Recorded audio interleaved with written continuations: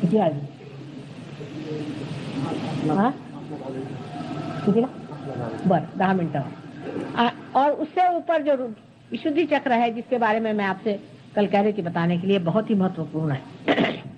यह विशुद्धि चक्र 16 कलियों से बना हुआ है। इसी तरह के 16 सब प्लेक्ससेस हमारे सर्वाइकल प्लेक्सस में है।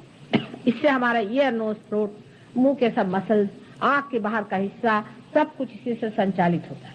यहाँ तक कि जो साइनस वगैरह की बीमारियां होती वो भी इसी के खराब हो जाना चाहिए। इसकी 2 शाखाएं हमारे हाथ की ओर भी जाती। इस वजह से बहुत लोग पार हो जाते हैं और उनके हाथ में कोई भी तरह से वाइब्रेशंस नहीं आते। तो समझ लेना चाहिए कि आप पार तो हो गए हैं, लेकिन आपके हाथ में कुछ वाइब्रेशंस इसलिए नहीं महसूस हो रहे हैं क्योंकि आपका विशुद्धि चक्र खराब है। विशुद्धि पर जाकर के श्री विष्णु जी जो है वो विराट हो जाते हैं। वो विराट मतलब यह कि कलेक्टिव,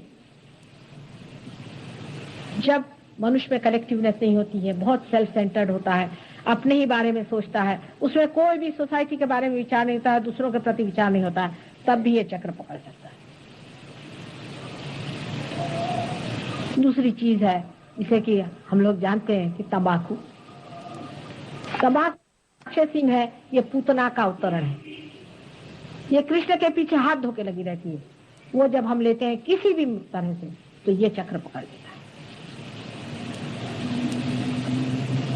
ये विराट है, विराट जिसे हम अकबर कहते हैं, इसीलिए मुसलमान इसे अल्लाह हो अकबर कहते हैं। जिस अकबर की बात मोहम्मद ने की थी वो कृष्ण थे।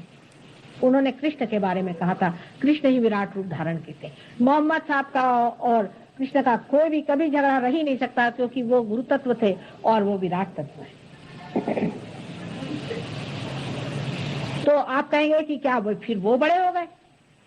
आपके इसमें आंख बड़ी है कि नाक बड़ी है, कान बड़े हैं कि मुंह बड़ा? सबकी अपनी अपनी जगह, अपना अपना स्थान बहुत महत्वपूर्ण होता है। इसलिए विराट का स्थान, ये विराट ही के समझ लीजिए चित्र है, और विराट ही के अंदर इस तरह के चक्र है, और इन्हीं के एक एक सेल में आप लोग बैठे हो, जिसे कहना चाहिए कि माइक्रोकोज्म एंड मैक्रोकोज्म। माने इसी सेल से ये बड़ा भारी सेल बना है और हर एक सेल उन्हीं के जैसा बना है।